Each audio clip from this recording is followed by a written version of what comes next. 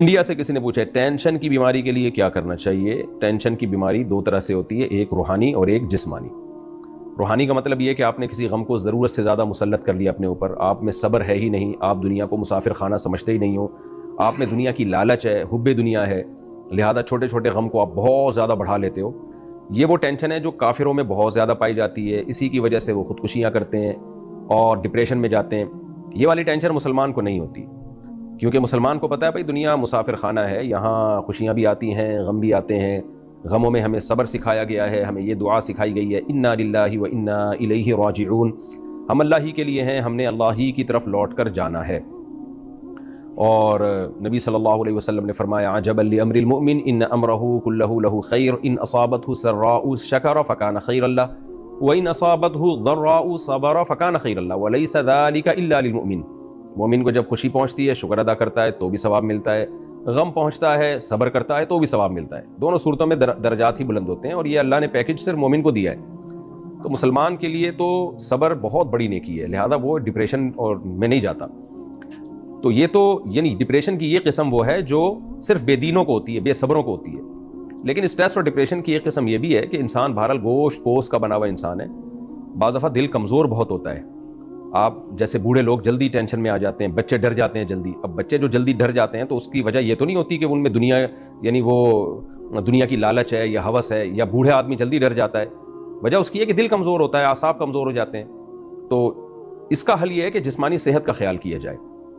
تو جسمانی صحت ٹھیک ہوگی تو آپ کے لیے ٹینشن کو برداشت کرنا آسان ہوگا۔ جسمانی صحت خراب ہوگی تو ٹینشن چھوٹی سی بھی آپ کو بڑی لگے گی، کیونکہ آپ کے اعصاب اور پٹھوں میں طاقت ہی نہیں ہے۔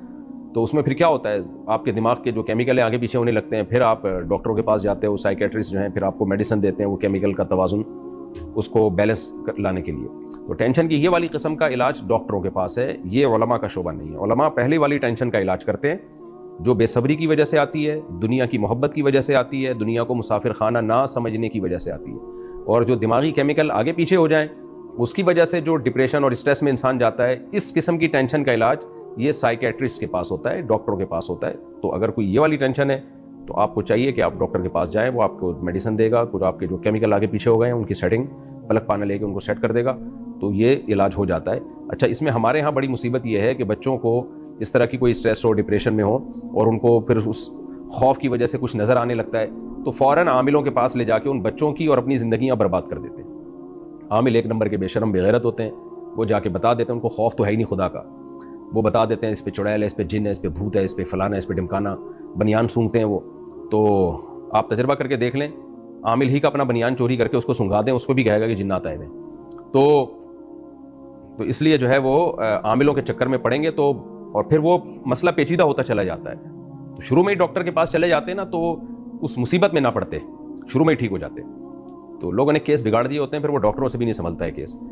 تو اس لیے عاملوں کے چکر سے اپنے آپ کو بچائیں۔ کوئی بھی ایسا جن چڑیل بھوت نظر آ رہے ہیں تو جا کے سیدھا ڈاکٹر کو دکھائیں، انشاءاللہ ٹھیک ہو جائے گا۔ اکثر یہ چیزیں ڈپریشن کی وجہ سے ہوتی ہیں۔ اور رقیہ کرنا ہے تو سنت رقیہ، سورہ فلق سورہ ناس پڑھ کے خود ہی بچے پہ دم کر لیا کریں، آیت الکرسی پڑھ کے خود ہی اپنے بچے پہ دم کر لیا کریں، عاملوں کے پاس نہ لے کے جائیں، نہ کسی شف کے پاس اور نہ کسی عامل کے پاس۔